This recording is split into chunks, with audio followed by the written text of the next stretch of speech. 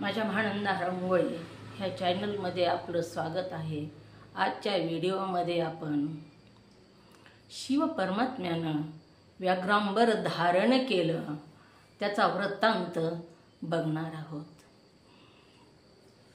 हे व्याघ्रांबर जे आहे ते गजासुराचं कातड आहे।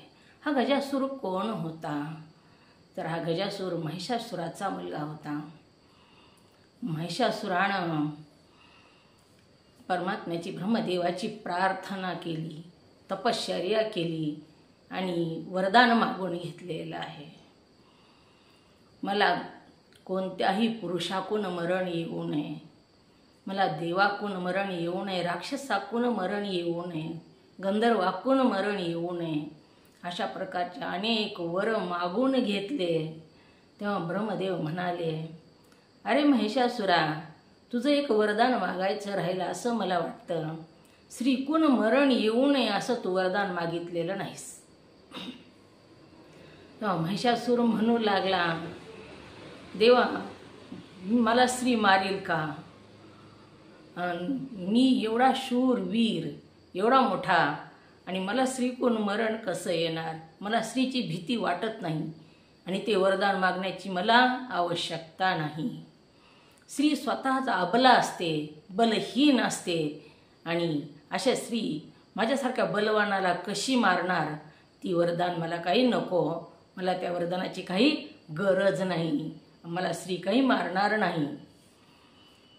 अशा प्रकारे घमेंडी होता हा महिषासूर आणि सगळ्या देवांना त्रास देऊ लागला। देव हातबल झाले आणि हा महिषासूर मात्र स्त्रीला कमी लेखलेला आहे आणि कमी लेखून श्रीकून मला मरणच येणार नाही असं त्याला वाटत होतं। परंतु स्त्रीला कमी लेखू नये, स्त्रीपासूनच पुरुषाचा जन्म झाला। ही जग दाखवणारी स्त्री हीच पुरुषाला सुद्धा जन्म देते, हे जग दाखवते। आणि भ्रूण हत्या सुद्धा स्त्रीला कमी लेखणारे लोक करतात। स्त्रीला कमी लेखू नये। स्त्री की हत्या मत करो यारो, स्त्री है रतन की खान, जिसके पेट में पैदा हुए राम लखन और हनुमान। राम, लक्ष्मण, हनुमान, कृष्ण जेवढे जेवढे ह्या जगामध्ये देवाने सुद्धा स्त्रीच्या पोटी जन्म घेतला, म्हणून स्त्रीला कमी ह्या महिषासुरानं लेखलं आणि स्त्रीच्याच हातून तो मारला गेला। स्त्रीशिवाय पुरुषाचं जीवन अस्तित्वच शक्य नाही। स्त्रीने गर्भामध्ये 9 महिने धारण केलं। गर्भामध्ये असताना जो त्या स्त्रीला त्रास होतो तो बाळाचे हाडं निर्माण होताना आईच्या हाडापासून बाळाचे हाडं निर्माण होतात। आपल्या शरीरातला पहिला थेंब आईच्या रक्तापासून निर्माण झालेला आहे। पहिलं रक्त जर असेल तर दुसरं कोणीही रक्त देतं, परंतु त्याला रक्तगट जोडावा लागतो। आईचा रक्तगट वेगळा, बाळाचा रक्तगट वेगळा असला तरीसुद्धा आईच्याच रक्तापासून बाळाला रक्तपुरवठा होतो। आईच्या दुधापासून बाळाचे हाडं मजबूत होतात, एवढे मजबूत होतात अग्नीसुद्धा त्या हाडाला जाळू शकत नाही, अस्ती शिल्लक राहतात। म्हणून स्त्रीला कमी लेखलं ह्या महिषासुरानं आणि स्त्री करून देवी कडून हा मारला गेला।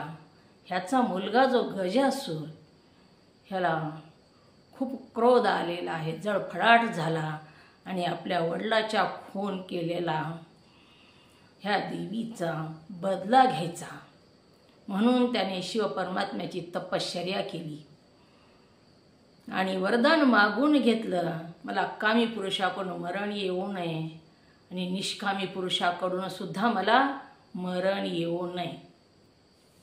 वरदान मागून घेतलं, काशीमध्ये गेला आणि लोकांना त्रास देऊ लागला। स्त्रियाला, साधू संतांना त्रास देऊ लागला हा गजासूर। तेव्हा शिव परमात्म्यानं बरेच दिवस माफ केलं, पण ह्याच्या जास्तच क्रोध ह्याचा शांत होत नव्हता, त्रास देऊ लागला। साधू संतांचे यज्ञ होम हवन बंद करू लागला, जाऊन पाणी टाकू लागला। स्त्रियांना त्रास देऊ लागला म्हणून परमात्म्यानं त्रिशूळानं ह्या गजासुराला भोकसलं. त्रिशूळ खुपसलं आणि हा त्रिशूळावर लवकर मेला नाही. त्रिशूळावर लोम कळतच राहिला आणि लोम कळताना सुद्धा तो शिव परमात्म्याचं नामस्मरण करू लागला, शिव परमात्म्याचा धावा करू लागला. शरीरामध्ये रक्तप्रवाह वाहत आहे, तरीसुद्धा त्याने दुसरं कोणाचीच आठवण काढली नाही, तर परमात्म्याची आठवण काढली. तेव्हा शेवटचा क्षण खूप महत्त्वाचा असतो. अंतकाळीचे स्मरण खूप खूप महत्त्वाचं सांगितलेलं आहे. तिथंच देवाचं स्मरण झालं तर देव होऊन जातो. ओंकाराचं स्मरण झालं तर मुक्ती प्राप्त होते असं सांगितलेलं आहे अंतकाळीच्या स्मरणाचं महत्त्व. आणि हा अंतकाळी शिवाचं स्मरण करू लागला. शिव परमात्म्यानं सांगितलं, तुझा अंतकाळ आलेला आहे आणि ह्या अंतकाळी तू माझं स्मरण केलंस तर तुझा तर अंतकाळ होणार आहे, पण तुला काय वरदान मागायचं आहे ते मागून घे. तेव्हा तो गजासूर म्हणू लागला, देवा, तुमच्या त्रिशूळानं पावन झालेलं माझं हे कातळ तुम्ही धारण करावं, ह्याची दुर्गंधी कधीच येऊ नये आणि हे व्याघ्रांबर धारण तुम्ही करावं. अशा प्रकारचं ह्या गजासुरानं वरदान मागितलं आणि अंतकाळ झाला आणि परमात्म्यानं त्याच्या अंतकाळीची इच्छा पूर्ण केली आणि व्याघ्रांबर धारण केलेलं आहे. माझा जर व्हिडिओ आवडला तर लाईक आणि सबस्क्राईब करा.